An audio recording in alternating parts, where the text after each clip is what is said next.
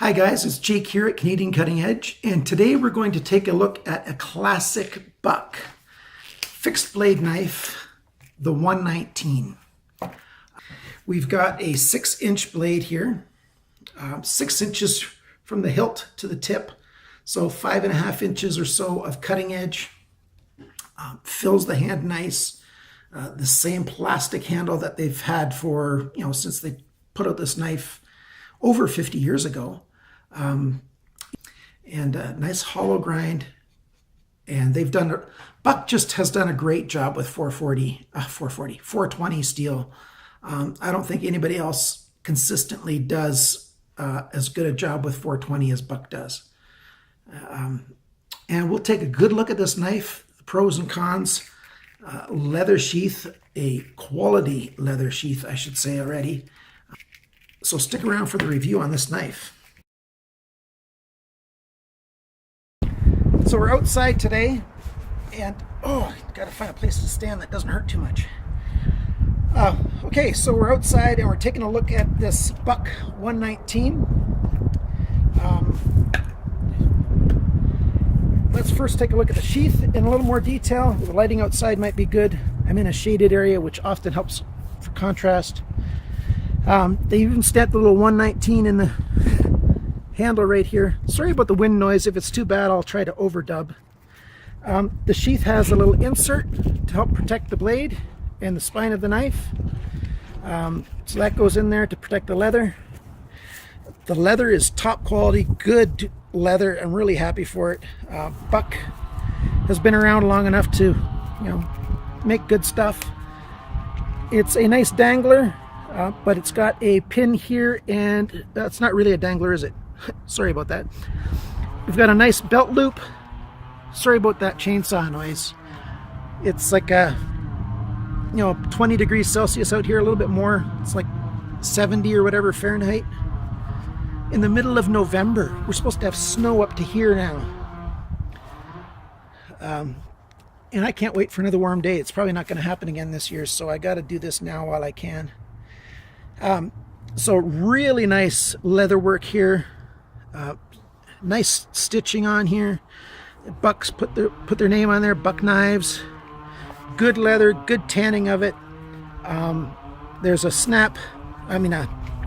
a rivet there and there to hold the strap well. A good 2-inch belt can fit through there, and smaller, of course. I really like this leather sheath. So what we have here is a knife that was designed a long time ago, before I was born, quite a while before I was born, around the time when my dad was a kid. And it's your, the classic Bowie kind of blade, and it's got that really dramatic swedge up here. The grinding and everything looks really dramatic and strong. A nice hollow grind and a blood groove. I don't have any animals to cut apart, but I think this would have no problem with just about any animal you want to cut apart. The blade grind right here is good enough to do some nice skinning, I think. It's got a nice dramatic curve to it, and you got a nice straight long edge to do all kinds of other stuff. This knife really is meant to be held behind the blade guard. It's a guard for some reason, right? And then on the back of the handle, you've got that nice heel to help hold your hand in. So let's see what this knife can do on some wood. Okay, this is just a little piece of pine.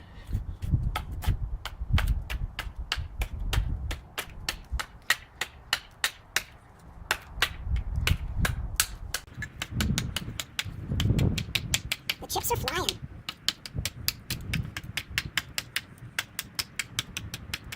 So if you rewind a couple seconds and see how long this was and how much wood I took off, so easy, no problem at all.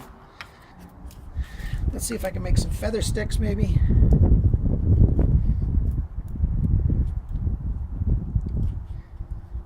I'm not that skilled at feather stick making. Now let's try on this edge right here. Oh, there's a knot down there. That might be part of the reason. So let's try it here.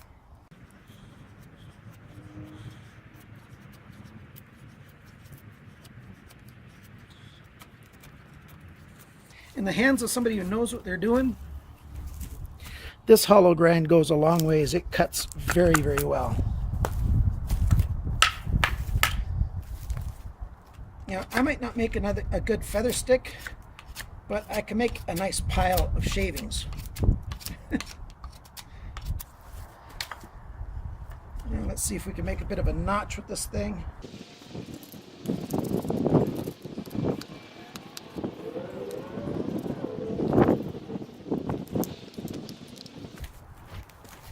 Not bad for me. I guess I should have undercut that just a little bit more, which I easily can still do. Oh, damn.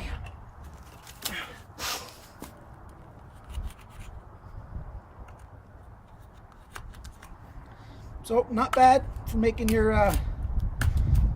bushcraft kind of stuff. The edge is just great. I love how well that cuts. Let's try some hardwood.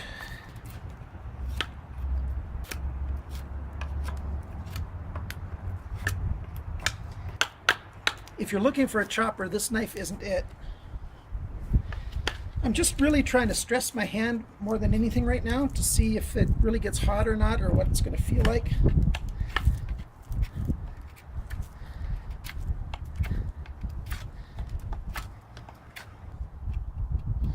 That edge really wants to grab and cut into that wood.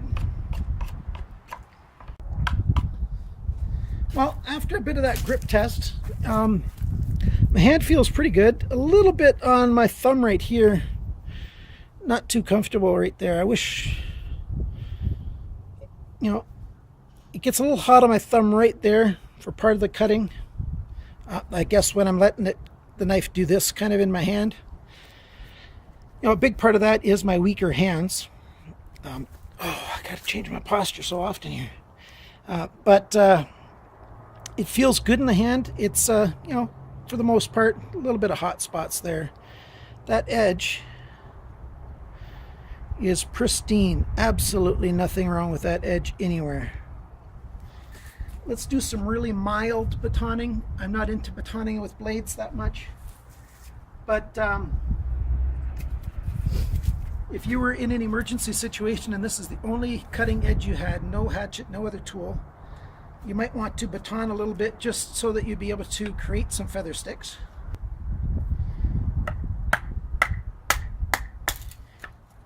It certainly does a fine job with this light stuff. That's no problem at all.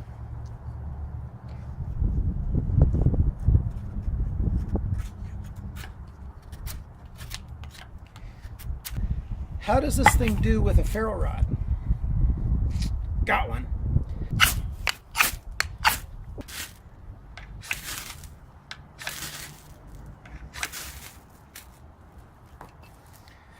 That's what a good knife and a good ferro rod can do for making sparks. Very good. That's some of the best sparks I've got off this stick yet, and I've had this guy for a while.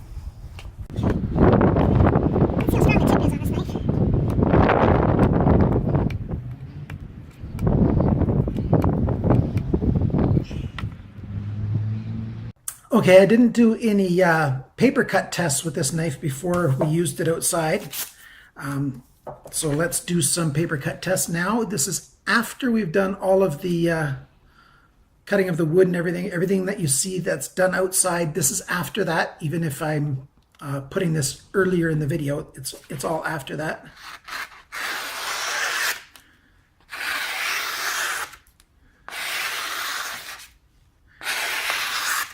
So even after all that work with wood, it's still, you know, quite sharp.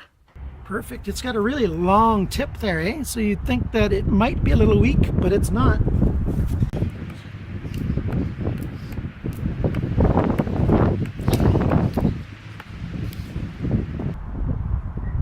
No damage whatsoever. It does, you know, a little camp carving, whittling kind of stuff. It'll do that pretty well. But heavier processing, batoning, this isn't really made for that, even though it will work. It's got definitely the grind for it to work. I prefer to use a hatchet or whatever, and I've never been without a hatchet when I need one. But if you're in a pinch, this thing will baton. It's a nice knife. It cuts well, it feels good. That sheath, I really like this sheath an awful lot. I don't know what it is about the sheath that I like so much. But when the knife's in there, it's in there. It's not coming loose in any way, shape, or form. And because it's leather, you know, as you're walking along, it's not going to make noise. It's nice and silent. And it's got that look to it, right? Buck just knows how to make those classic looking knives. So if you want a classic looking fixed blade in your collection, this guy is a full tang. They tell me it's probably a sort of a rat tail tang, but it comes to the end. Really good option. You know, they do everything. They put the little drain hole in the leather sheath and everything if you're out in the rain and water gets in there. I got this knife on sale at Menards, so I got a really good price. The regular price for this is too steep for me, so just keep your eyes open if you want this knife for sales. Menards has that advantage of, first, it was the lowest price I found anywhere, $32 US, and then they give you 11% back on your purchase on almost everything in the store. You have to fill out a rebate form and mail it in, yeah, but 32, you know, minus 11%, not bad at all. I like this knife. I recommend it.